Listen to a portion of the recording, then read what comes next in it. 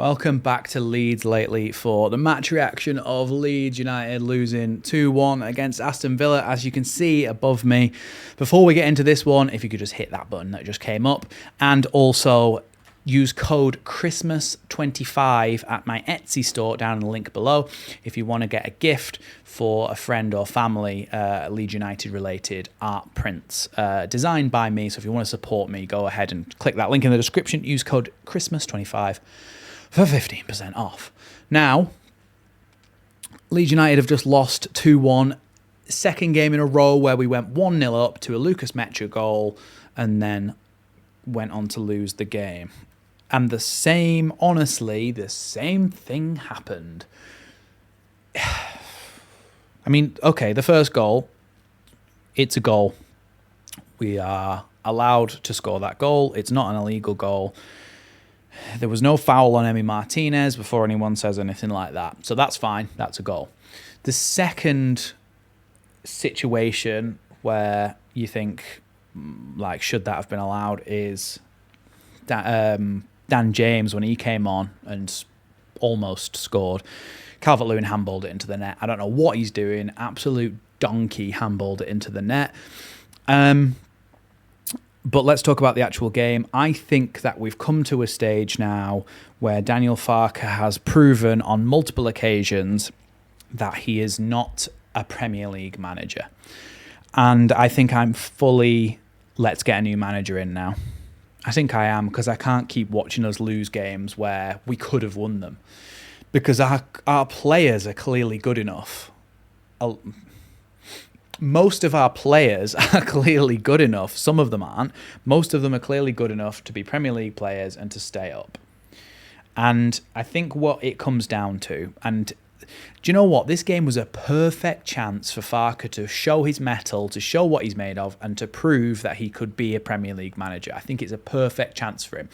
And the reason for that is, in the previous game against Nottingham Forest, we went 1-0 up, and we were in the lead, and the game started to turn. You could tell that they were getting more on top of us. You could tell that they were getting to a stage where you thought they might score soon. That is the time to make substitutions to try and change the balance of the game. So you bring a Dan James on, you bring a Wilfred Gnonto on about 50, 60 minutes in to try to push back against them again and go, okay, we'll make them think twice, because now we're bringing on a really pacey winger who can force balls down the line, etc., etc.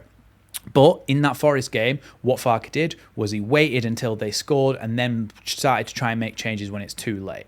Okay, put that to one side. You go, surely to God, he's learned his lesson from that game. The very next game, we go 1-0 up. The game starts to turn, especially after half-time. Unai Emery made some subs, and we'll come back to this. And you could tell that the momentum of the game started to shift, and Daniel Farke did not make the substitutions required until it was too late and we'd conceded again. So, okay, you may say, oh yeah, we were conceded straight after half-time. Okay, yeah, but we should have made some substitutions even before the second goal, is what I'm saying. And what I think it comes down to is, regardless of player performance, as a manager, the difference between a Championship manager and a Premier League manager is the ability to change a game whilst you're in it. The perfect example of this is in this game, right? Daniel Farke actually set Leeds up in a better way against Aston Villa than Aston Villa did for Leeds in the first half. The evidence of that, to back up my claim, is that Leeds were 1-0 up. Leeds created a lot of chances. We had Okafor and Goodmanson making runs down the line, getting the balls in the box. We had shots on target and attacks. That first half was one of the best first halves that we've seen from Leeds this season. So Farke can clearly set a team up from the start to play well. And he did in that first half. The difference comes in between Championship and a Premier League manager is that Unai Emery got in the dressing room at half-time. He said, okay, I'm taking off Luca Digne. I'm taking off... he took off somebody else and brought on Marlon. And I'm going to change some things tactically as well. The second half started. They score instantly. They dominate us from that point onwards.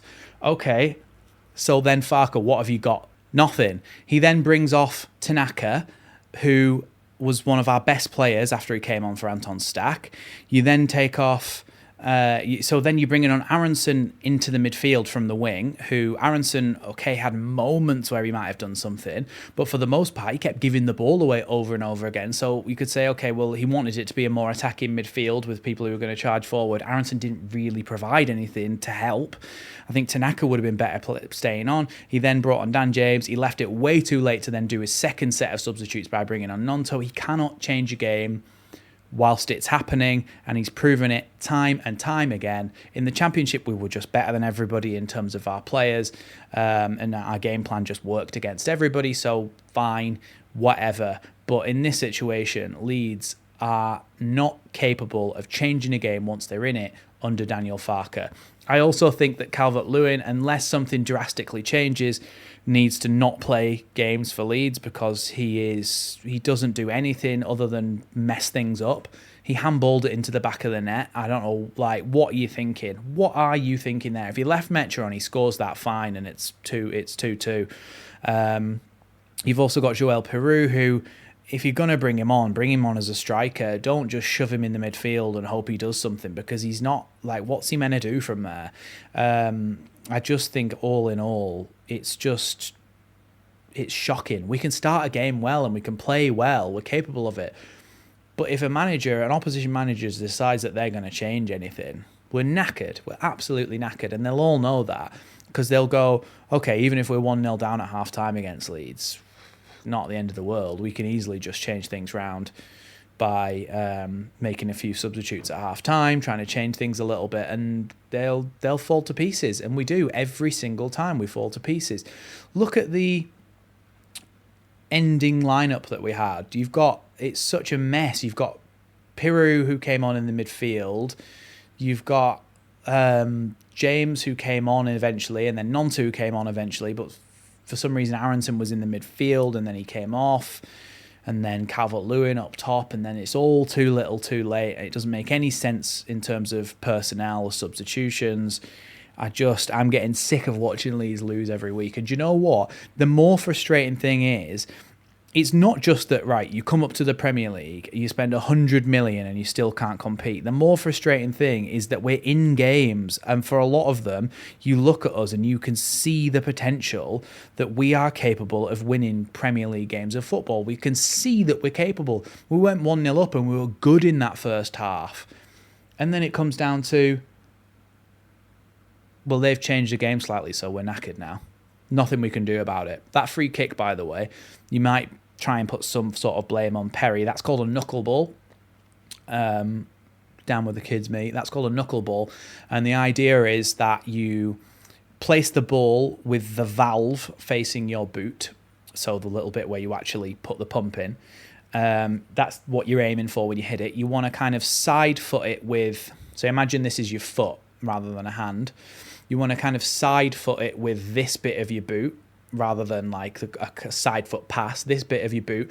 And you want to, so say the ball's here, instead of following through like that with your boot, as a lot of shots do, you want to kind of stop as soon as you hit there, like stop your foot dead. And it basically means the ball kind of wiggles in the air like this, and that's why Perry was completely wrong-footed. It's a great free kick, a great execution of it, but before that, the reason it shouldn't have even like happened in the first place, because Goodmanson tries to stop a long ball over the top, and essentially he just stops it dead for the attackers that are there, which means Strout needs to dive in on a tackle. So it's just one thing after another, really. And all in all, I'm pretty upset by Leeds United at the moment. I'll be live, obviously, for the next game, and obviously there'll be a match preview and all that sort of thing as well. So make sure you stay subscribed. Thanks for watching, and I'll see you in the next one.